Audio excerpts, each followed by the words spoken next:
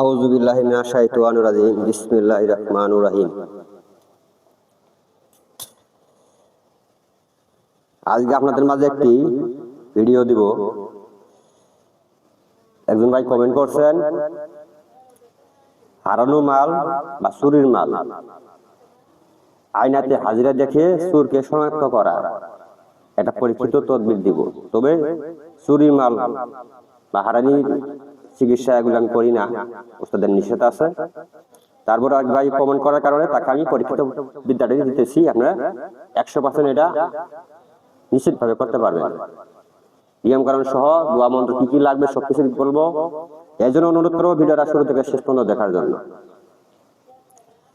আপনারা দেখছেন তান্ত্রিক গুরু ফজলুল শাহী টু চ্যানেল। দেশ ও দেশের বাইরে থেকে যে সমস্ত ভিউয়ার সাবস্ক্রাইবার আমার বন্ধুরা ভিডিওটি দেখতেছেন, সবার প্রতি আমার ভক্তিপূর্ণ সালাম, অন্যান্য জাতির জন্য নমস্কার ও আদাব। আশা করি সবাই ভালো আছেন। আলহামদুলিল্লাহ আমি ভালো আছি। আমি আজ কয়েকদিন ধরে নিয়মিত ভিডিও আগের মতো দিতে পারতেছি না, এজন্য আমি আন্তরিকভাবে দুঃখিত। আগে তো রোগীর চাপ বেশি ছিল না, প্রতিদিন ভিডিও দিতাম নিয়মিত ভাবে। এখন বর্তমানে ইনশাআল্লাহ আল্লাহর রহমতে পীর রাসূলের দোয়ায় আমার উস্তাদের দোয়ার বরকতে বর্তমানে প্রচুর পরিমাণ রোগীর চাপ থাকার কারণে নিয়মিত আমি ভিডিও দিতে পারি না, এই জন্য আমি দুঃখিত। ইনশাআল্লাহ বশীকরণ কাজ, বিচ্ছেদ কাজ আগের চেয়ে সময় অনেক কমিয়ে আসছে। ইনশাআল্লাহ গত শনিবার একটা কাজ করছি, আজকে রেজাল্ট পেয়ে গেছি।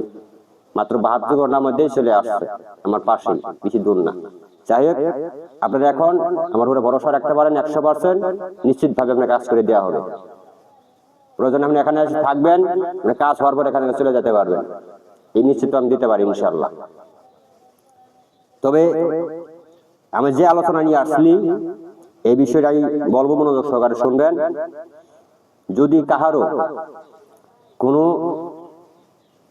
কিছু হারিয়ে যা বা কোনো কিছু চুরি হয়ে যা, তাহলে চোরকে শনাক্ত করতে কি পারবেন কিভাবে, এবং কি চুরি মালটা কোন জায়গায় আছে অবস্থান করতেছে এটা আপনারা দেখতে পারবেন, এবং কি চোরের চেহারা ছবি পর্যন্ত আয়নাতে ভাসবে।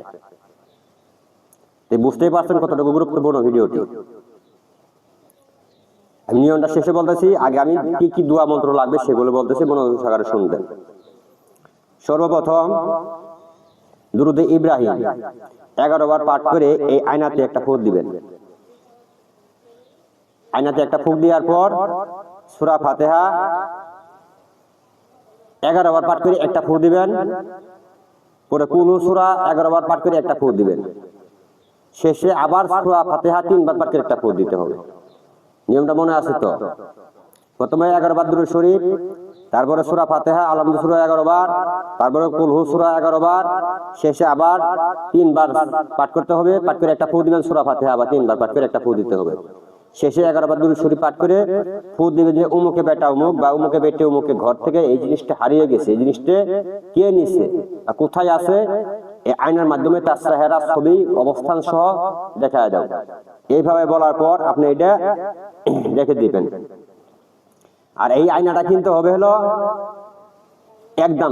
একদমে একটা আয়না কিনে নিয়ে আসবেন। আয়নার কেনার সময় এই আয়না দেখে কখনো মুখ দেখতে পারবেন না, কিনে ওইভাবেই প্যাকেট করে নিয়ে আসবেন। আসার পর আপনারা সকালবেলা ফজরের নামাজের পর দিয়ে বা ঈশা নামাজের পর নিরিবিলি সময় এই আমলটা করে রাখবেন। এই আয়নাটা আপনারা আরেকটা বিষয় দেখতে পারবেন, যদি কোনো ব্যক্তি হারিয়ে গেছে বা দূরে কোথাও অবস্থান করতেছে, আসতেছে না, সে কোথায় আছে কোন জায়গায় অবস্থান করতেছে, এই হারানো ব্যক্তিকে জীবিত আছে না মৃত অচেহারা পর্যন্ত এখানে দেখতে পারবে, এই আয়নাতে ভাসবে। এই আমল একটাই। তবে এই আমল একটা জাকাত আছে, আমলটা করে নিতে হবে। আমি নিয়মটা বলতেছি শেষে।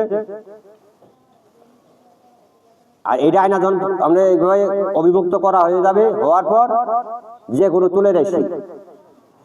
তুলে এসে চোখের সামনে দিবেন, যে দেওয়া কি দেওয়া যায়, তুলে এসে দেখে দেখে সবকিছু বলে দিবেন। আর অনেকে বলবেন যে আমার কাছে তুলে এসে নাই, পাওয়া যায় না, ওই ক্ষেত্রে ছোট নাবালক বাচ্চা হোক ছেলে হোক মেয়ে, নাবালক ছোট বাচ্চাদেরকে ডাক দিয়ে নিয়ে এসে পাক পবিত্র অবস্থায় পাক পবিত্র করে আপনি আসন পাইতে তাকে বসাবেন। বসানোর পর ওনাকে দৃষ্টি চক্ষু খুলে দিবেন, অন্তর চক্ষু দৃষ্টি চক্ষু খুলে দিতে হবে। যারা এই লাইনে দক্ষ কবিরাজ তান্ত্রিক তাদের দ্বারা এটা সম্ভব। খুলে দেওয়ার পর তাকে বলবে যে দেখো সে আয়নাতে কি দেখা যায়, সে বাচ্চা আয়নাতে দেখে দেখে সবকিছু আপনাকে বলে দিবে যে জিনিসটা কে নিছে, কিরকম চেহারা বর্ণনা সে দেখে দেখে আপনাকে দিতে পারবে। এই দুই নিয়মে আপনারা এই হাজিরাটা দেখতে পারবেন। এটা আমার পরীক্ষিত করা, কোনো সন্দেহ নেই, এবং এটা আমার গুরুবিদ্যা। আর এগুলো গুরুবিদ্যা ছাড়া পাওয়াও যায় না, এটা ভালো করে জানেন। আজকে ভিডিও এই পর্যন্তই। সে আজাকাতের কথা বলছি বা আমলের কথা বলছি, যে নিয়মগুলো বললাম, যে আমলগুলো বললাম, এই আমলগুলো আপনারা একটা 7 দিন করে যাবেন। করার পর কিছু হালকা পাতলা যায় স্বার্থের ভিতরে কিছু মানসিক করবেন, কিছু দান করে দিবেন স্বার্থের ভিতরে আপনার। করার পর এই আমল দিয়ে আপনার আজীবন কাজ করে যেতে পারবেন। এটা হলো আমলের যাকাত। যদি কারো বুঝতে সমস্যা হয় কমেন্টে জানাবেন, অনুমতি প্রয়োজন হলে কমেন্টে অনুমতি নেবেন। এবং কি যদি কেউ কোনো কাজ করতে চান ইনশাআল্লাহ দ্রুতগত কাজ হবে, এই ভরসা দিতে পারি, যোগাযোগ করতে পারেন। তবে કોઈ শিষ্য হওয়ার জন্য আমাকে যোগাযোগ করবেন না, ফোন দিয়ে ডিস্টার্ব করবেন না। আর একটা বিষয় না বললে নয়, অনেকেই কাজ দেওয়ার সঙ্গে সঙ্গে মনে করেন দিনে আমাদের 2 বা 3 বার করে ফোন দেয়। আমি অনেক সময় ফোন ধরতে পারি না কাজের চাপের কারণে। এই জন্য আপনারা কেউ কাজ দিয়ে তো পাগল হওয়া যাবে না, সময় দেওয়া থাকবে, সময়ের মধ্যে আপনার কাজ হয়ে যাবে। হয়তো আপনার সপ্তাহে 1-2 দিন ফোন দিয়ে যোগাযোগ করে তথ্য নিতে পারেন, অতিরিক্ত ফোন দিয়ে ডিস্টার্ব করবেন না, অনুরোধ করে বলছি। আজকে এই পর্যন্ত থাকলো। কে কি ধরনের তথ্যের ভিডিও চান অবশ্যই কমেন্টে জানাবেন, ওই ধরনের তথ্যের ভিডিও নিয়ে আসবো। আর গুরুবিদ্যা চ্যানেল সাবস্ক্রাইব করে অবশ্যই সাথে থাকবেন। ভিডিওটি ভালো লাগলে অবশ্যই একটা লাইক করবেন। সবাই ভালো থাকেন, সুস্থ থাকেন। আল্লাহ হাফেজ। আসসালামু আলাইকুম রাহমাতুল্লাহ।